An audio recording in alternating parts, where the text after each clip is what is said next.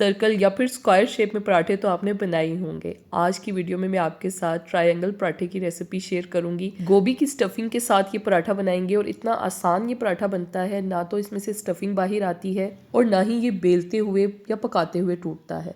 बहुत कम वक्त में झटपट ये पराठा बन जाता है। जिन लोगों को कुकिंग नहीं आती या जो अभी कुकिंग सीख रहे हैं वो भी अगर बनाएंगे तो बिल्कुल परफेक्ट बनाएंगे। तो आइए रेसिपी शुरू करते हैं। बिस्मिल्लाहिर्रहमानिर्रहीम। अस्सलाम वालेकुम my YouTube family, welcome back to my channel Food Hut. गोभी का ट्रायंगल पराठा बनाने के लिए सबसे पहले डो गूंद लेते हैं। इसके लिए 1 कप गंदम का आटा लेंगे, जिसे चक्की का आटा, ब्राउन आटा या फिर व्हीट फ्लावर कहते हैं हम लोग। साथ ही मैंने 1 कप इसमें मैदा लिया है।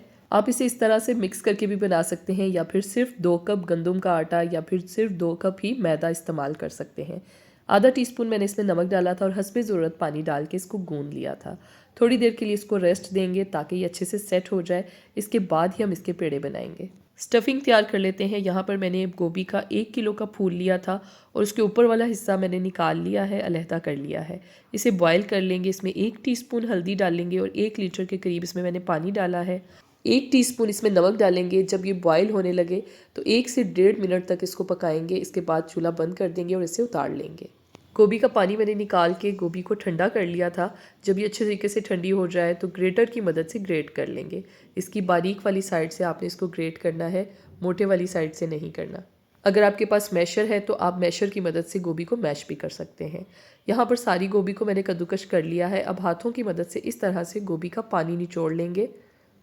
ये एक्स्ट्रा पानी आपने ज़रूर निकालना है, वरना ये सारी स्टफिंग को ख़राब कर देगा। अच्छे तरीके से पानी निचोड़ने के बाद गोभी में हम कुछ मसाले शामिल करेंगे। 1 टीस्पून इसमें ज़ीरा डाल देंगे, आधा टीस्पून कुटी हुई काली मिर्च और आधा टीस्पून कुटी हुई लाल मिर्च डालेंगे। 1 टीस्पून नमक और 1 टीस्पून ही लहसुन और अदरक का पेस्ट डाल देंगे। आधी प्याज को बिल्कुल बारीक चॉप करके डालेंगे। 2 हरी मिर्चें लेंगे, उन्हें भी बिल्कुल बारीक काट के डाल देंगे। साथ ही मैंने थोड़ा सा हरा धनिया भी इसमें शामिल किया है।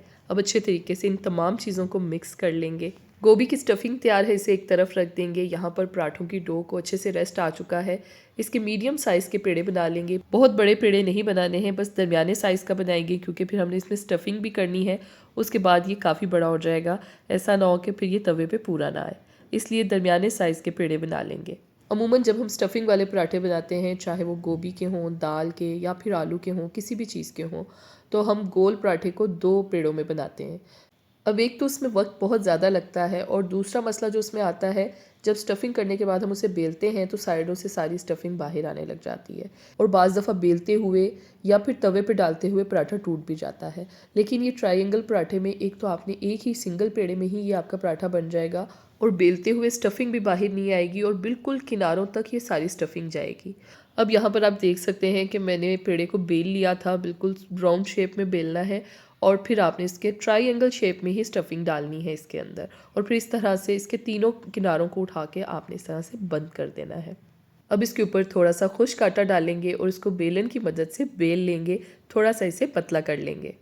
है ना बिल्कुल आसान और फटाफट से ये पराठा बन जाता है और बच्चे तो ख़ास तौर पे बहुत शौक से खाते हैं इसकी शेप की वजह से। गोभी के अलावा आप इसमें कोई सी भी स्टफिंग कर सकते हैं। मूली का पराठा आप इसी तरह से बना सकते हैं, आलू का बनाना चाहें, दाल का बनाना चाहें, किसी भी चीज़ का।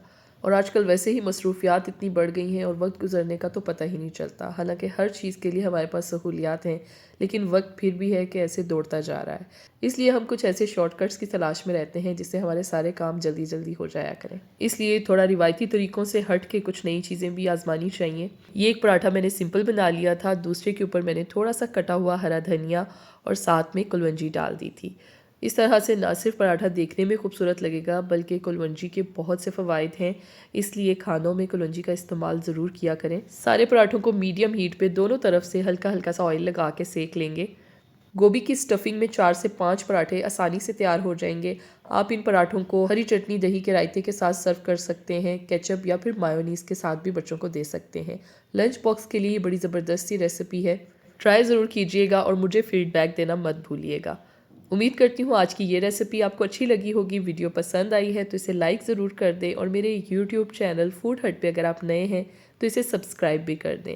सब्सक्राइब बटन के साथ लगे बेल आइकन को भी प्रेस कर दिया करें ताकि जब भी मैं वीडियो अपलोड करूँ तो आपको इसका नोटिफिकेशन मिल सके। इसके अलावा मज़ीद अपडेट्स के लिए आप मुझे इंस्टाग्राम, फेसबुक और टिकटॉक पे भी फॉलो कर सकते हैं। अगली वीडियो में मिलते हैं किसी नई रेसिपी के साथ। अल्लाह हाफिज़।